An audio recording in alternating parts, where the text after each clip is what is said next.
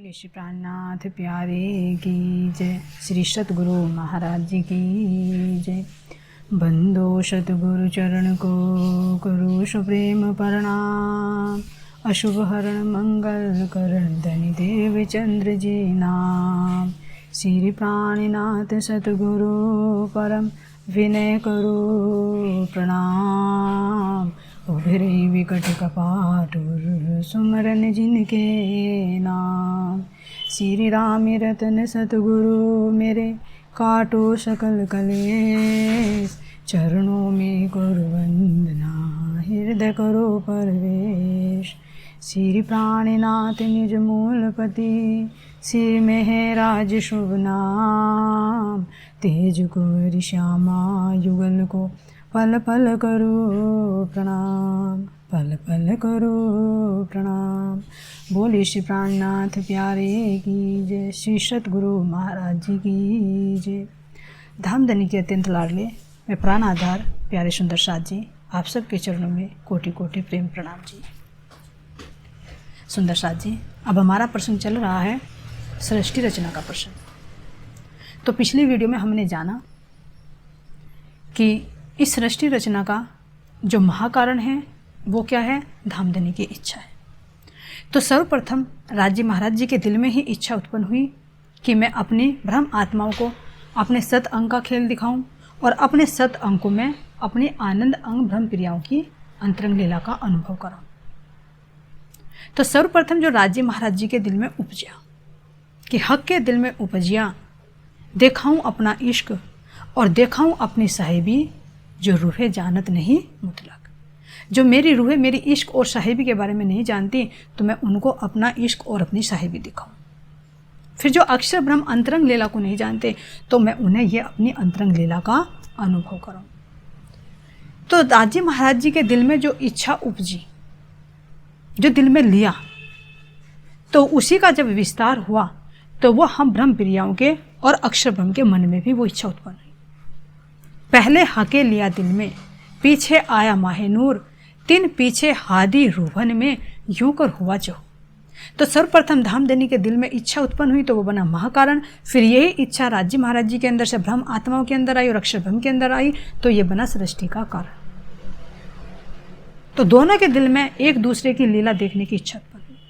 अक्षर मन उपजी है आस, देखूं धनी जी का प्रेम विलास। तब सखियों मन उपजी ये खेल देखे अक्षर का जय। तो अक्षर ब्रह्म के दिल में भी इच्छा उत्पन्न हुई कि मैं अंतरंग लीला देखूं। इधर हम ब्रह्म आत्माओं के अंदर भी इच्छा उत्पन्न हुई कि हम अक्षर ब्रह्म का खेल देखें। तो राज्य महाराज जी ने जब दिल में लिया तो उस कार्य को पूर्ण करना है। तो सर्वप्रथम राज्य महाराज जी ने अक्षर ब्रह्म को सृष्टि रचना का हुक्म दिया, क्योंकि अक्षर ब्रह्म क्या करते हैं? करोड़ ब्रह्मांड बनाते और मिटाते हैं, क्योंकि उनका कार्य है जो अक्षर ब्रह्म की सृष्टि के लिए कहा है। ब्रह्म लीला निज बाल चरित्र, जाके इच्छा मूल प्रकृत। नैन के पांव पल में इशारत, कई कोट ब्रह्मांड उपजे तो और खपत। तो झूठा ब्रह्मांड जो हमें दिखाना, दुख का अनुभव करा के जो परमधाम का सुख का अनुभव कराना था, खेल को दिखाकर अपनी साहिबी दिखानी थी, तो इसलिए अक्षर ब्रह्म को ये खेल बनाने का हुक्म दिया।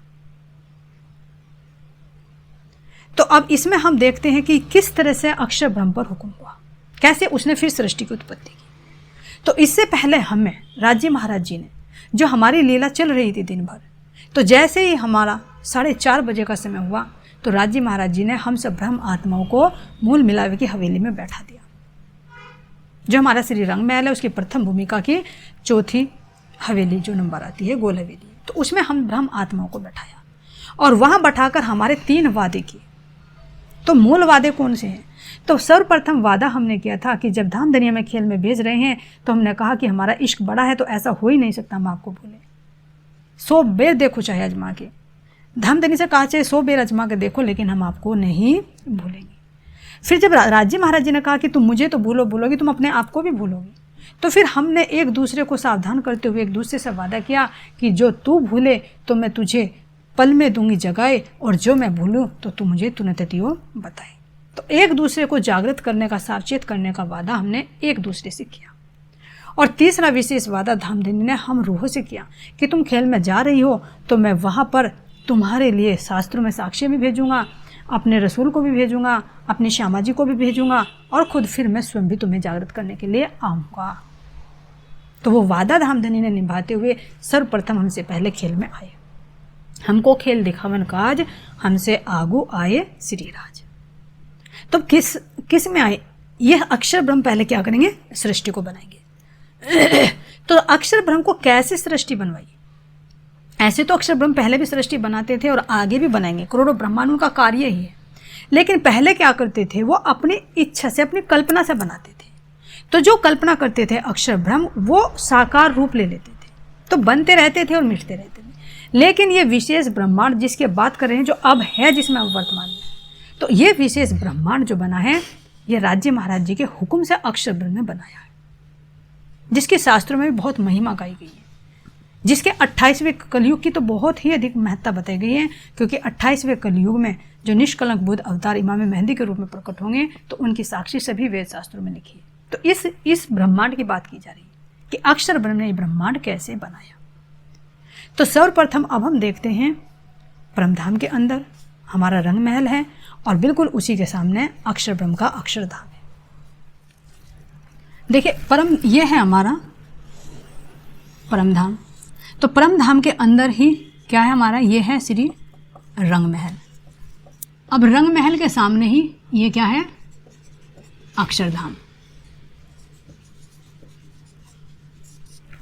तो अब हम ब्रह्म आत्माएं खेल देखने के लिए कहाँ पर बैठे? अपने रंग महल की प्रथम भूमिका में।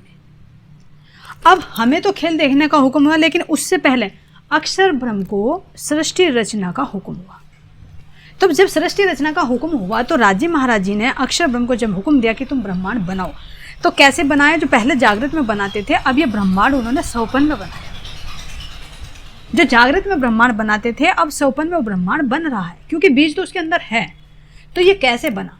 अक्षर ब्रह्म के ऊपर राज्य महाराज जी ने अपने आनंद का आवरण डाला, जिस आनंद के आवरण को कहा कि एक बूंद आई हक दिल से। राज्य महाराज जी के दिल में से आनंद की एक बूंद आई, जो अक्षर ब्रह्म के हृदय में समाहित हो गई, और जिसके कारण अक्षर ब्रह्म के चित्त में वो सुबह की प्रातः काल की लीला जब वे दर्शन करने गए थे और सखियों को राज्य महाराज जी को देखा था, तो वो लीला स्मरण हो आई, जिसके माध्यम से वो ध्यान अवस्था में उतर गए और ये अपने ही रंग महल में ही ध्यान अवस्था में बैठ गए, जिस तरह से हम अपने मूल मिलावे में बैठे। अब जब ये अक्षरधाम के अंदर वो गहन अवस्था का जो आनंद था, उसका प्रतिभास किस पर पड़ता है? अक्षर ब्रह्म के सत्स्वरूप पाद पर। तो अब ये तो है हमारा परमधाम, और परमधाम से नीचे अब ये आता है बेहद भूमि। तो बेहद भूमि में सर्वप्रथम जब यही एक बूंद आनंद की बूंद यानी ध्यान अवस्था का जो आभास, वो किस पर आता है? अक्षर ब्रह्म के सत्स्वरूप पाद पर। जो 4 चरण हैं अक्षर ब्रह्म के, तो अक्षर ब्रह्म के सत्स्वरूप पर आते हैं। तो जिसके कारण ये सत्स्वरूप भी ध्यान अवस्था में लीन हो जाता है, और इसके अंदर ध्यान अवस्था के अंदर ही जो रंग महल की लीला है वो भी प्रतिभास होने लगती है, और जो अक्षरधाम की लीला है वो भी प्रतिभास होने लगती है। दोनों का आभास पड़ता है। तो इस सत्स्वरूप के अंदर इसीलिए कहा गया इसके 2 भाव हैं, इही भाव और अनही भाव, जिसको एक शुद्ध व्रति और एक अशुद्ध व्रति कहकर भी वर्णन किया जाता है। तो अब इस सत्स्वरूप के अंदर जो रंग महल का आभास पड़ता है, तो वो आभास इस सत्स्वरूप के किस पाद में जाता है? केवल धाम में, जिसको चाहे तो कहे विलास की शूरता कहे या शुद्ध व्रति कहे, दोनों इसी के नाम है। क्यों? क्योंकि इसी व्रति से ये परमधाम के अंदर दर्शन करने के लिए जाते हैं। तो ये विलास की व्रति है या शुद्ध व्रति। अब दूसरी है अक्षरधाम का जो प्रतिबिंब पड़ता है, तो इसका जो प्रतिबिंब पड़ता है, तो इसमें आती है इसकी सबलिक ब्रह्म। तो सबलिक ब्रह्म को इसको अशुद्ध व्रति या खेल की सूरता भी कह सकते हैं। खेल की सूरता। तो इस तरह से अक्षर ब्रह्म के सत्स्वरूप के 2 पाद हुए, 2 व्रति हुई। एक केवल धाम जिसको कहा गया है विलास की सूरता,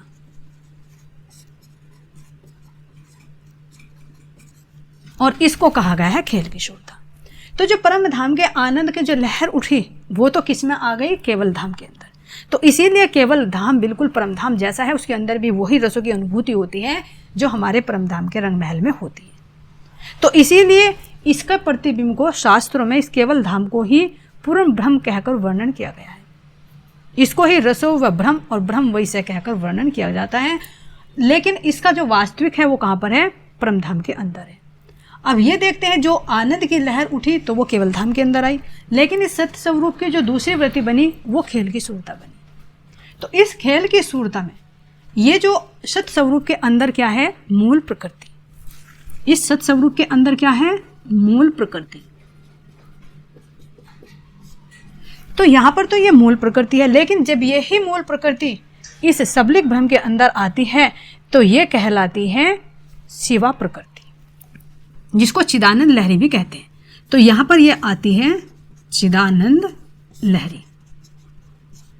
तो चिदानंद लहरी क्या होती है, क्योंकि जब केवल धाम के अंदर आनंद की लहर उठी, फिर इसके अंदर वो प्रतिबिंब पड़ा, तो दोनों की लहर उठी, यानी इसके आनंद का जब आभास सबलिक में पड़ा तो सबलिक ब्रह्म का जो ये पाद है ये भी ध्यान अवस्था में लीन हो गया। इसीलिए चिदानंद लहरी को यहाँ पर ध्यान अवस्था में वर्णन किया गया है, जो पलंग पर लेटे हुए वर्णन किया गया है। तो ये इसीलिए तो चिद और आनंद दोनों की वृत्ति उठती है, तो ये भी ध्यान अवस्था में लीन है। लेकिन जब यही प्रकृति, यही शक्ति प्रकृति की उत्पत्ति करती है तो किस में आती है, ये अव्यकृत पाद में आती है, जो अक्षर ब्रह्म का चतुर्थ पाद है, या ये कहे कि सबलिक का मन है।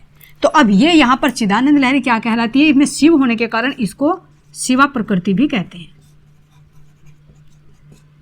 शिवा प्रकृति।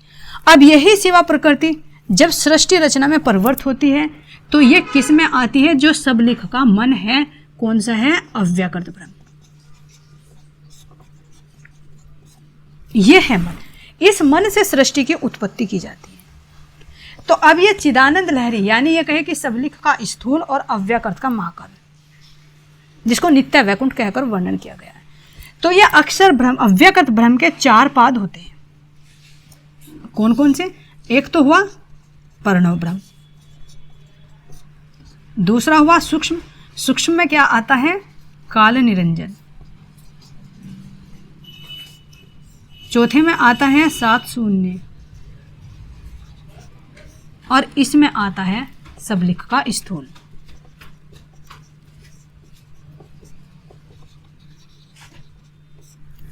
तो अब ये जो सबलिक का स्थूल है, जब ये चिदानंद लहरी इसमें आ जाती है तो ये यहां पर क्या कहलाती है, ये कहलाती है यहां पर सुमंगला शक्ति।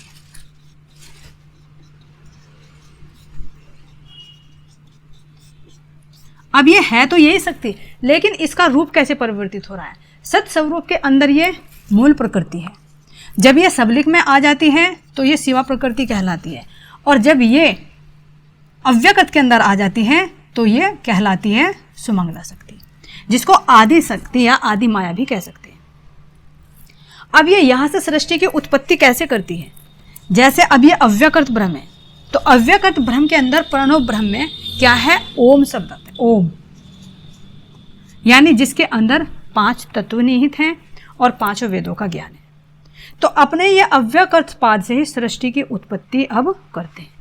तो जो यहाँ पर अक्षर ब्रह्म का मन जो विलसित होता है तो वो किस तरह से होता है, इसको देखते हैं। तो इस अक्षर ब्रह्म के मन को कहा गया, यहाँ से जब सृष्टि की उत्पत्ति होती है तो ये ही प्रकृति का मूल बीज रूप है। इसीलिए महाराज जी ने वाणी में वर्णन किया गया है कि प्रकृति पैदा करे कई ऐसे इंद आलम, ए ठोर माया ब्रह्म सबलिक त्रिगुण की परातम।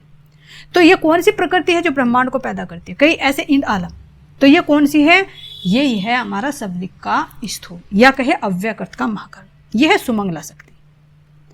तो ये जब आती है, इसमें स्थूल में आती है तो ये महामाया रूप में कहलाती है। तो हूबहू अक्षर ब्रह्म अपने 4 पादों को लेकर क्षर ब्रह्मांड को बनाता है, और जब बनाता है तो इसके अंदर जो त्रिगुण आते हैं वे त्रिगुण का मूल कहाँ पर, उनकी परातम कहाँ पर है, इस सबलिक ब्रह्म के यानी अव्यकृत के महाकारण के अंदर। तो अक्षर ब्रह्म का जो मन कहा गया है, तो मन ये वाला मन नहीं विलसित होता, इसके अंदर से जो शक्ति आती है तो अक्षर ब्रह्म का मन विलसित होता है, यानी ये मोह निंद्रा में आ जाता है, क्योंकि इसके अंदर क्या है, सबलिख के जो 4 भाग है इसके अंदर ब्रज और रास भी है। तो इसको देखकर जो मोह होता है तो उसको कहा जाता है, इस मोह का कारण बनता है, सृष्टि का कारण बनता है मोह। और इस मोह का कितने नाम है, अलग अलग नामों से इसको पुकारा जाता है। तो ये अक्षर ब्रह्म का मन इस मोह रूपी भव सागर में कहते हैं कि लाखों करोड़ों साल तक तैरता रहा, निर्जीव अंडे की भांति, जिसको हिरण्यगर्भ भी कहा गया है। तो ये कौन सा है, ये मोह रूपी जल है। ऐसा जल नहीं, क्योंकि 5 तत्व तो नीचे बनेंगे। तो यहाँ पर क्या है, ये मोह रूपी जल है, जिस मोह रूपी जल के अंदर अक्षर ब्रह्म का इच्छा रूपी वो वृत्ति तैरती रही, जिसको अंडा कहकर वर्णन किया गया है। जैसे इसे प्रैक्टिकल में देखें कि हमारे अंदर कोई इच्छा प्रकट होती है, तो वो इच्छा कि किसी चीज़ को प्राप्त करने की इच्छा है, तो वो हमारी वृत्ति है जो उस मोह रूपी जल में तैरती रहती है। और जब समय आता है तो वो क्रिया हमारी पूर्ण इच्छा पूरी हो जाती है, तो कहते हैं कि वो अंडा फूट गया। तो इसी तरह से अक्षर ब्रह्म का जो मन है, इसको देखकर जो ब्रज और रास को देखकर जो मोह हुआ, तो उस मोह रूपी जल के अंदर अक्षर ब्रह्म की इच्छा रूपी अंडा तैरता रहा। लेकिन जैसे ही उसके अंदर से इस चेतना का प्रकाश डलता है, चेतना डलती है, तो वो फूटकर क्रियाशील हो जाता है। तो उसके अंदर जो अक्षर ब्रह्म का मन होता है, तो उसको कहा गया है आदि नारायण या महाविष्णु। तो अब देखते हैं कि तत्व किससे बनते हैं। स्थूल किससे बना, स्थूल बना प्रणव ब्रह्म से। और चेतना किससे डली, अव्यकृत के महाकारण से, जिससे आदि नारायण प्रकट होते हैं, जिससे क्षीर सागर प्रकट होता है। तो अब इस मोह को क्या नाम दिए गए, कैसे प्रकट होता है, इसको देखो। जो महाराज जी एक वाणी में चौपाई में कह रहे हैं कि मोह तत्व कहियो नींद को, सूरत को अहंकार, सौपन को ब्रह्मांड कहिए, नाम धराए बेशुमार। तो अब ये जो अक्षर ब्रह्म का मन है, यहाँ देखते हैं, जो अक्षर ब्रह्म का मन है, तो मन मान लीजिए इस मोह रूपी जल के अंदर वो अक्षर ब्रह्म की वृत्ति यानी इच्छा तैर रही है। तो अब जब ये तैर रही है, तो इसके अंदर जब चेतना प्रवेश करती है, फूटता है, तो इसके अंदर से क्या होते हैं, महाविष्णु प्रकट होते हैं। तो जो महाविष्णु प्रकट हुए, तो कह रहे हैं कि जो मोह उत्पन्न हुआ, मोह तत्व कहियो नींद को, तो जो अक्षर ब्रह्म को मोह हुआ, उस मोह को ही निंद्रा कहा गया। और नींद में, जैसे हम नींद में चले जाते हैं, तो फिर हमारा सौपन बनता है, और सौपन में हमारा एक स्वरूप खड़ा होता है, और फिर स्वरूप से फिर पूरे 5 तत्व बन जाते हैं, जिससे हमारे पूरे सौपन की क्रिया चलती है। तो सौपन में एक नया ब्रह्मांड बनता है। तो इसी तरह से अक्षर ब्रह्म के अंदर जो मोह हुआ, तो उस मोह से ही, उस मोह तत्व किसको कह रहे हैं कि नींद को कहिए, ये नींद का ब्रह्मांड है। मोह तत्व कहियो नींद को, सूरत को अहंकार।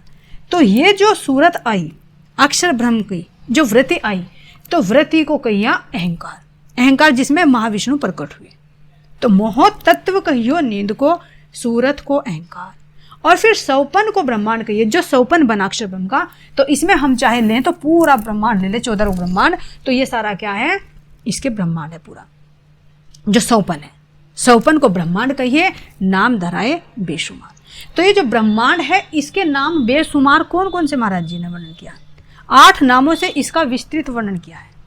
क्या कहा इसको, मोह, अज्ञान, भ्रम, कर्म, काल, सुन, ये सारे नाम नींद के निराकार निर्गुण। तो चाहे इसको मोह तत्व कहे, अज्ञान कहे, भ्रम कहे, कर्म, काल और सुन कहे, या निराकार निर्गुण कहे, ये सारे नाम इसी ब्रह्मांड की है। यानी जो आदि नारायण का, अक्षर ब्रह्म का जो सौपन का ब्रह्मांड है, जिसका अधिपति महाविष्णु है। तो इस तरह से ये ब्रह्मांड बना, अक्षर ब्रह्म को मोह से ये झूठा ब्रह्मांड बना, जिसको सौपन कहा गया। अब इस सौपन के अंदर देखते हैं कि इसका विस्तार कैसे होता है। अब महाविष्णु है, अब महाविष्णु के अंदर भी क्या आते हैं, इस महाविष्णु के भी 4 शरीर आते हैं। स्थूल में क्या है, इसमें गायत्री और ज्योति स्वरूप जो प्रणव ब्रह्म है, यानी जो प्रतिबिंबित ओम है, इसके अंदर गायत्री ज्योति स्वरूप सब है।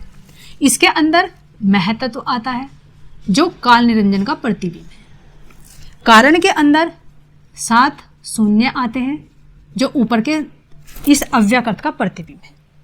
ये अखंड है और ये मिटने वाले। तो प्रणव ब्रह्म हुआ, महतत्व हुआ, 7 शून्य हो गए। इसके बाद इसके महाकारण में क्या आता है? वैकुंठ आता है। यानी जो अभी बताया है कि सबलिक का स्थूल और अव्यकृत का महाकारण है, तो जो सुमंगला शक्ति है वो यहाँ पर प्रतिबिंबित होती है।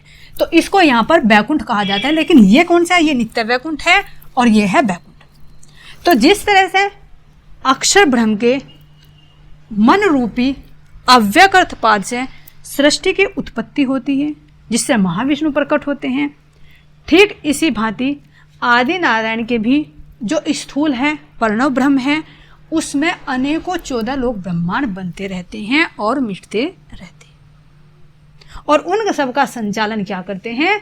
ये इनके 4 अंतःकरण करते हैं, जो इसका ही हूबहू प्रतिबिंब है। लेकिन ये सब लय होने वाले सब महाविष्णु के अंदर समाहित हो जाते हैं और ये 14 लोग ब्रह्मांड जो हैं ये प्रणव ब्रह्म के अंदर समाहित हो जाते हैं। तो अब इस तरह से इसके अंदर देखते हैं कि यहाँ पर ये जो वैराट आता है, तो वैराट किसको कहा गया है? 14 लोक ब्रह्मांड, जो पूरा आदि नारायण का स्थूल शरीर है, जिसमें 14 लोक ब्रह्मांड आते हैं।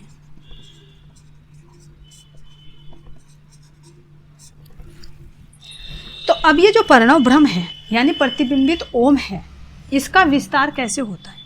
तो जैसे हमारी 24 प्रकृतियां होती हैं, इसी तरह से इस वैराट की भी 24 प्रकृतियां हैं। अब वो कैसे प्रकृति बनती है, इसको भी हम देखते हैं। सर्वप्रथम जब इसको मोह हुआ तो मोह से मोह रूपी अंडा बना। इसी तरह से इस प्रणव ब्रह्म को, इस प्रतिबिंबित ब्रजराज को देखकर मोह होता है, तो इससे मोह उत्पन्न होता है और अहंकार रूप में महाविष्णु नीचे आ जाते हैं। तो यहाँ देखते हैं सर्वप्रथम क्या होता है? मोह तत्व, जो सृष्टि की उत्पत्ति होती है। मोह, मोह से अहंकार, मोह तत्व से फिर अहंकार। तो एक तो अहंकार ये महाविष्णु हुए। अब इसी का ही प्रतिबिंब यहाँ पर भी पड़ता है कि वैराट की उत्पत्ति कैसे होती है, हूबहू ऐसे। तो मोह हुआ, मोह से अहंकार हुआ। अब अहंकार से देखते हैं क्या बनती है हमारे 3 गुण। क्यों? क्योंकि अहंकार रूप में यहाँ पर क्या है? ये शेषशायी महाविष्णु। शेषशायी महाविष्णु किस रूप में है? अहंकार रूप में। तो अहंकार रूप से ही इससे क्या उत्पन्न होते हैं? 3 गुण। तो 3 गुण जो कहा जाता है कि इनकी नाभि से प्रकट होते हैं। 3 गुण कौन कौन से हैं? ब्रह्मा जी, विष्णु और शिव जी। ब्रह्मा, विष्णु और शंकर, ये 3 देवता सतलोक में प्रकट होते हैं, जो 3 गुणों के अधिपति हैं। तो अब सबसे पहले क्या हुआ? मोह हुआ, मोह से अहंकार हुआ, अहंकार से 3 गुण। अब यहां से 3 गुण प्रकट होते हैं। अब 3 गुण से ये 24 प्रकृतियां वैराट की कैसे बनती हैं? तो सर्वप्रथम देखते हैं 3 गुणों में से सर्वप्रथम तमोगुण लेते हैं। तो तमोगुण में क्या आता है? तमोगुण से सर्वप्रथम इस वैराट का विस्तार करने के लिए क्या बने हैं? 5 तन्मात्राएं, जो इस ओम के अंदर है। इस ओम का विस्तार हो रहा है। मूल रूप में तो यहां पर है, लेकिन विस्तार हो रहा है। तो कैसे होगा? जो स्थूल रूप में 5 तत्व आएंगे। तो सर्वप्रथम देखते हैं तमोगुण है, तो तमोगुण से 5 तन्मात्राएं, शब्द, स्पर्श, रूप, रस और गंध। तो क्या आई इसमें? 5 तन्मात्राएं। अब इन 5 तन्मात्राओं से क्या बनते हैं? 5 तत्व। जैसे सबसे पहला आता है शब्द। शब्द से क्या बना? आकाश तत्व। फिर आता है स्पर्श। स्पर्श से क्या बनती है? वायु तत्व। फिर आता है रूप। रूप से क्या बनता है? अग्नि तत्व। फिर आता है रस तन्मात्रा। रस से क्या बनता है? जल तत्व। और फिर आती है गंध तन्मात्रा। गंध से बनते हैं हमारा पृथ्वी तत्व। तो इस तरह से 5 तन्मात्राओं से 5 तत्व बन जाते हैं। अब देखते हैं आता है हमारा रजोगुण। तो रजोगुण से क्या बनती हैं? 5 ज्ञानेंद्रिया और 5 कर्मेंद्रिया।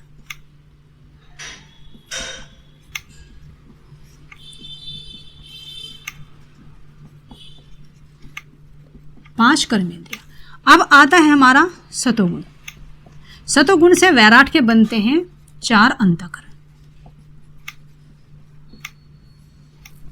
तो इसके भी 4 अंतःकरण, जैसे इसके 4 अंतःकरण बने थे यहाँ पर, जैसा विस्तार यहाँ पर हुआ था ऐसा ही विस्तार यहाँ पर हो रहा है। तो इससे बनते हैं 4 अंतःकरण। तो इस तरह से ये 24 प्रकृतियां बन जाती हैं और 25वां इसके अंदर चेतन तत्व पड़ जाता है। तो इस तरह से ये नारायण की, वैराट की 24 प्रकृतियां तैयार हो जाती हैं। अब इसके अंदर देखते हैं जो उत्पत्ति होती है इस हद भूमि के अंदर, तो 3 तरह से उत्पत्ति होती है। पहली है महद, दूसरी है मानसी, तीसरी है मैथुनी। महद आती है जो संकल्प से बनती है। तो संकल्प से कौन बनते हैं? ब्रह्मा जी, विष्णु और शंकर जी। 3 ये किस में आते हैं? महद सृष्टि में आते हैं। दूसरी आती है मानसी सृष्टि। मानसी सृष्टि में जैसे ब्रह्मा जी ने प्रकट किए हैं, कौन? सतरूप, वो नारद जी हैं और सनकादि को, और भी ऋषि जो अपने मन से उत्पन्न किए हैं। तो ये सब मानसिक सृष्टि में आते हैं। और तीसरी आती है मैथुनी सृष्टि। तो मैथुनी सृष्टि में सारी 84 लाख योनियों के जीव आते हैं, जिसमें 4 खानों के जीव प्रकट होते हैं, जिसको अंडज, पिंडज, स्वेदज और उद्भिज कहकर वर्णन किया गया है। तो चारों खानों से 84 लाख जीव प्रकट बनते रहते हैं और मिटते रहते हैं। तो सर्वप्रथम देखते हैं कि यहाँ पर जो जीवों की उत्पत्ति हुई, जो मैथुनी सृष्टि चली, तो वो किससे चली? जो ब्रह्मा जी के 2 पुत्र हैं। कौन कौन से हैं ये? जो पहले 2 बने ब्रह्मा जी से, शंभु, मनु और शत्रुपा। तो मनु और शत्रुपा से जो मैथुनी सृष्टि चली, फिर इनके 2 पुत्र होते हैं, उत्तानपाद और प्रियव्रत। तो इनके विस्तार से पूरी सृष्टि, पूरे मानव का विस्तार होता चला जाता है।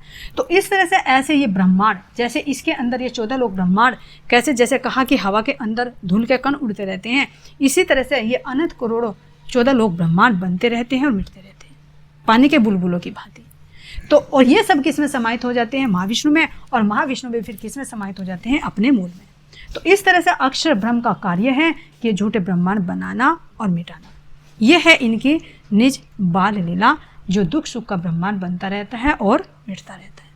अब इसके बारे में हम देखेंगे कि किस तरह से हम परम धाम में बैठे हुए इस खेल में सूरता रूप से आए हैं और इसका विस्तार कैसे है।